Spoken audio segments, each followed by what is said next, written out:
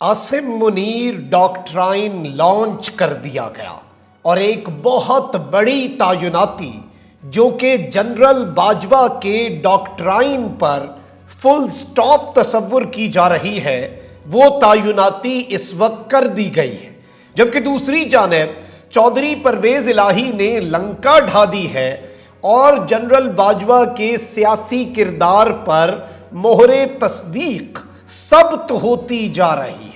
लेकिन इस सब में बैकडोर राबते भी जारी हैं। इमरान खान साहब ने एक नया टास्क दिया है, ऐवान सदर से एक बड़ी खबर है और नई लीडरशिप के साथ जो ताल्लुकात हैं वो खराबी से बचाने के लिए 3 रुकनी कमेटी खान साहब ने बनाई है। इस हवाले से खबर आ रही है हमारे पास, वो भी आपके सामने रखनी है। बिस्मिल्लाहिर्रहमानिर्रहीम, अस्सलाम वालेकुम नाज़रीन कराम, मैं हूं मखदूम शहाबुद्दीन और आप देख रहे हैं मेरा फेसबुक और यूट्यूब चैनल। उम्मीद करता हूं आप सब लोग बखैर आफियत होंगे और जहां भी होंगे अपने अहले खाना समेत खुश भी होंगे और महफूज भी। नाज़रीन कराम, इस वक्त एक जानिब तो सियासी मैदान में हलचल है, तो वहीं दूसरी जानिब तमाम नजरें नई फौजी लीडरशिप पर। जनरल सैयद आसिम मुनीर पाकिस्तान की फौज के नए सिपा सालार और उनकी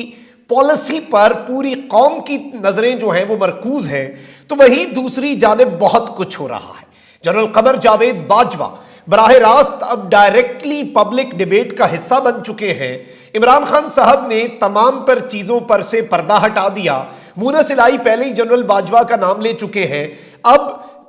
जो परवेज इलाही साहब हैं, मुनस साहब के वालिद और वजीर आला पंजाब, उन्होंने भी इस वक्त इस हवाले से जनरल कमर जावेद बाजवा जो हैं उनके इस बयान के ऊपर, अपने बेटे के बयान के ऊपर एक तरह से मोहर लगाई। और जनरल बाजवा ये कहते थे कि हम तो एपॉलिटिकल हैं, हम तो न्यूट्रल हैं। इमरान खान साहब ने वैसे ये बात की कि मैंने इतना ज्यादा डबल गेम्स करने वाला बंदा नहीं देखा। मतलब 2 बंदों को कहते थे कि तुम एक काम करो, तुम खान के साथ हो जाओ, ये 3 बंदे जो हैं ये दूसरी तरफ चले जाओ, ताकि एक बैलेंस जो है, बैलेंस ऑफ पावर ना क्रिएट हो सके। और अपेरेंटली यही उससे एक चीज अखज की जा रही है, सारे लोग यही अखज कर रहे हैं कि गालिबन जो फॉर्मर चीफ थे वो अपनी जो एक अपने अपर हैंड के लिए, पॉलिटिक्स के ऊपर और ग्रिप के लिए, ये एक पूरी नंबर्स गेम की जो गेम है उसे चलाए हुए थे। अब जनरल बाजवा के हवाले से वज़ीर आला पंजाब परवेज इलाही ने भी इंकशाफ कर दिया है कि नून लीग की तरफ जाते जाते अल्लाह ने रास्ता तब्दील किया और रास्ता दिखाने के लिए अल्लाह ने जनरल रिटायर्ड कमर जावेद बाजवा को भेजा। अब जाहिर बात है, पुराने खिलाड़ी हैं, बेटे ने जरा डायरेक्ट बात कर दी, वालिद ने जरा ढके छुपे अल्फाज में बात कर दी। और इस सब के अंदर मुनस इलाही साहब ने भी दावा किया था और अब मुनस इलाही के वालिद परवेज इलाही ने भी तस्दीक कर दी है। और एक इंटरव्यू के अंदर इन्होंने बताया कि उन्हें जनरल रिटायर्ड बाजवा ने कहा था, आपका और आपके दोस्तों का इमरान खान वाला रास्ता बेहतर है, यानी आपको ये सूट करता है। और इस सब के अंदर ये एक बहुत बड़ी स्टेटमेंट के तौर पर इस चीज को देखा जा रहा है। वहीं दूसरी जानिब आप देखें कि इस वक्त एक जानिब तो पाकिस्तान तहरीक इंसाफ खुलकर फॉर्मर चीफ जो है उन पर तनकीद कर रही है, तो वहीं दूसरी जानिब पीडीएम भी कोई उनके लिए बचत नहीं कर रहे। और दूसरी जानिब से भी कहा जा रहा है कि देखा, खान की ये सपोर्ट करते थे, ये तो पॉलिटिकल थे, ये तो न्यूट्रल नहीं थे। और नवाज शरीफ साहब ने जो गुजरांवाला जलसे वाली तकरीर की, एक नैरेटिव बिल्ड किया जा रहा है कि वो तो बिल्कुल सच्ची थी। It was not just Faiz, it was general Bajwa as well. ये दोनों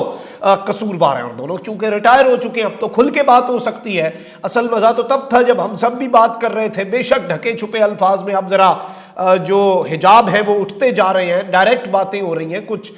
मजबूरियां भी होती हैं और कुछ लिमिटेशंस भी होती हैं और कुछ मामलात होते हैं जिनमें आपको टू कंटिन्यू आपको बहुत कुछ देखना पड़ता है। बड़ी दफा आपको मसलहत को साथ थोड़ा सा, बेशक पूरा मसलहत का दामन तो पकड़ना हक और सच के सफर में गलत है, लेकिन अब पीटीआई भी खुल के आ गई है। और जनरल बाजवा इस वक्त एक ऐसे मकाम पर आ चुके हैं कि वो जरूर सोच रहे होंगे कि क्या खोया क्या पाया। और अगर वो इसके ऊपर रिफ्लेक्ट करें, इदारे को तो जो नुकसान हुआ वो हुआ, लेकिन एज अ चीफ उनकी लेगेसी को क्या नुकसान हुआ पिछले 8 महीने में,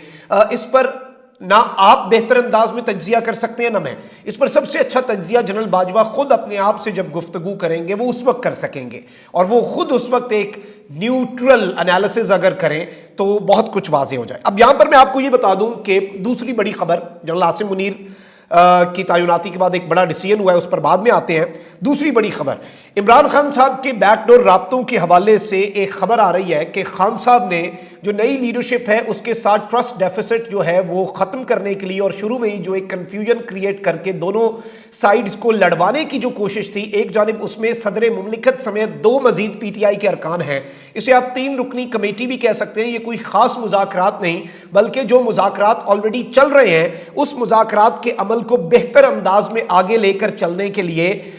یہ بیسیکلی ایک ٹاسک سونپا ہے، اور ذرائع اس حوالے سے دعویٰ کر رہے ہیں ایوان صدر کے ذرائع بھی اور دیگر جگہوں سے بھی کہ ایک بڑی خان صاحب نے یہ پولیٹیکلی بڑی میچیور طریقے سے وہ پالیٹکس کر رہے ہیں۔ آپ دیکھ لیں کہ جب زمان پارک بلایا صدر کو،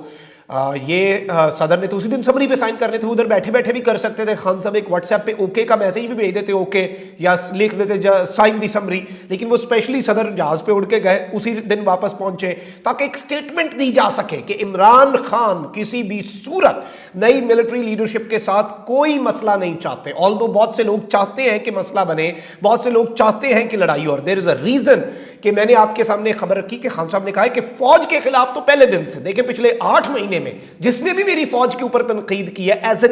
این انسٹیٹیوشن، ایز اے ادارہ، اس نے غلط کیا، کیونکہ خان صاحب بھی اسی موقع پہ ڈٹے ہوئے، فوج بہت ضروری ہے۔ اب کسی فرد واحد کی پالیسی پر تنقید ہو سکتی ہے، لیکن نئے آنے والے چیف اور فوج ان پر، کیونکہ چیف کو ابھی آبویسلی انہوں نے آ کے اپنی پالیسیز دیکھنی ہے، اپنی چیزیں کرنی ہے، اور بہت سے معاملات جو ہیں ان کے اوپر ابھی پتہ چلے گا، ٹائم سب سے بہتر منصف ہوتا ہے، وہ بتائے گا کیا چیزیں ہونی ہیں۔ اب یہاں پر ایک بہت بڑی چیز ہے، آپ دیکھیں کہ نئے چیف آئے اور انہوں نے بھارت کو منہ توڑ جواب دیا، آتے ساتھ اس چیز کا خیر مقدم کرتی ہے، اور اس معاملے ایسے معاملات کے اندر آپ کو 22 کروڑ عوام اپنے پیچھے اپنی طاقت بنی ہوئی نظر آئے گی، آپ کے دست و بازو بنے ہوئے نظر آئیں گے، اور یہ ایک میسج بھی ہے اس قوم کا کہ دوریاں ضرور پیدا ہوئیں، کوئی تعلق ختم نہیں ہوا، قوم کے لیے ادارہ بہت ضروری ہے، اور ادارہ بھی قوم کے بغیر کچھ نہیں ہے، لازم و ملزوم ہے نا دونوں۔ تو جب چیف نے بھارت کو منہ توڑ جواب دیا اور کہا کہ کرو تو صحیح کوئی مس ایڈونچر، پوری قوم نے اس چیز کا خیر مقدم کیا، پوری قوم نے لبیک کہا۔ اب یہاں پر کچھ چیزیں ہیں، جنرل عاصم منیر کا ڈاکٹرائن یہ ہے کہ کوئی ڈاکٹرائن نہیں ہوگا، یہ چیز آپ نے سمجھ لینی ہے، یہ چیز ذرائع نے یہ بھی بتایا کہ یہ اس طرح کا خطاب بھی کوئی ہوا ہے جس میں بتایا گیا کہ ایک ہی ڈاکٹرائن ہے، وہ نیشنل سیکیورٹی پالیسی ہے۔ اب اسد مجید صاحب ہیں جو کہ امریکہ میں پاکستان کے سفیر تھے، اور انہوں نے ایک سائفر تھا، سائفر جو ہے وہ انہوں نے تحریر کیا، انہوں نے بتایا کہ یہ ڈپلومیٹک کنورسیشن ہوئی ہے، اور انہوں نے بتایا کہ امریکہ نے پاکستان کو پاکستان کے اندر حکومت کا تختہ الٹنے کے لیے کہا۔ اب اس سب کے بعد تعینات کر دیا گیا تھا یورپین یونین کے اندر، اور امریکی سائفر کی وجہ سے یہ خبروں میں بھی رہے، انہیں نیشنل سیکیورٹی کمیٹی کے اندر بھی بلایا گیا، اور ایک طرح سے باجوہ ڈاکٹرائن میں یہ بھی تھا کہ آپ نے بالکل ایک ہمسایوں والی پالیسی آپ دیکھ لیں، جس میں خان صاحب کی یہ نجم سیٹھی صاحب بات کر چکے ہیں کہ باجوہ صاحب کا ڈاکٹرائن یہ تھا کہ بھارت سے اچھے تعلقات رکھنے ہیں، خان صاحب ادھر سے تڑی لگا دیتے تھے، وہ تو ان کا جواب دیتے تھے، کوئی خان صاحب نے تو کوئی وار مانگرنگ نہیں کی، وہ تو وار مانگرنگ کا جواب دیتے تھے جس طرح نئے چیف نے آ کر دیا ہے، اور یہ ضروری بھی ہوتا ہے، آپ نے پوزیشن آف اسٹرینتھ سے بات کرنی ہوتی ہے نا، امن کی خواہش کو کمزوری تو نہیں سمجھتے۔ تو اسی طرح سے اب یہ کہا جا رہا ہے کہ اسد مجید صاحب جو ہیں نئے چیف کے آتے ہی انہیں ایک سب سے بڑا عہدہ دیا گیا ہے، اور انہیں سیکٹری خارجہ تعینات کر دیا گیا ہے۔ پاکستانی دفتر خارجہ کے جو فارن سروسز آف پاکستان ہے FSP کے یہ 22ویں گریڈ کے افسر ہیں ڈاکٹر اسد مجید خان، اور ڈاکٹر اسد مجید خان جو ہیں یہ برسلز میں پاکستان کے سفیر تھے بطور سیکٹری خارجہ، اب ان کی نوٹیفیکیشن جاری ہو چکی ہے، یعنی یہ اب فارن سیکٹری ہیں، یہ بہت پریسٹیجیس عہدہ ہے، یہ کسی بھی ڈپلومیٹ کے لیے، کسی بھی فارن سروس آف پاکستان کے افسر کے لیے، 22ویں گریڈ کے افسر کے لیے سب سے بڑا اعزاز ہے، اور انہیں 31واں فارن سیکٹری پاکستان کا تعینات کر دیا گیا ہے۔ اور اس سب کے اندر سہیل محمود جو ہیں وہ 3.25 سال اس اہم عہدے پر فرائض سر انجام دینے کے بعد 29 ستمبر کو سبکدوش ہو گئے تھے، جس کے بعد یہ عہدہ خالی تھا، یعنی کچھ چلتا رہا اور کوششیں بھی ہوتی رہیں اور بہت سے معاملات بھی چلتے رہے، انہیں رکوانے کی بھی کوششیں ہوئیں اپیرنٹلی، لیکن اب یہ برسلز سے پاکستان روانہ بھی ہو چکے ہیں اسد مجید صاحب، اور اس چیز کو بڑا پازیٹیولی دیکھا جا رہا ہے کہ یہ ایک طرح سے امریکہ کو بھی میسج ہے کہ امریکی غلامی نامنظور ہوگی۔ کامنٹ سیکشن میں رائے کا اظہار ضرور کریں، اپنا بہت خیال رکھیں، اللہ نگہبان، پاکستان۔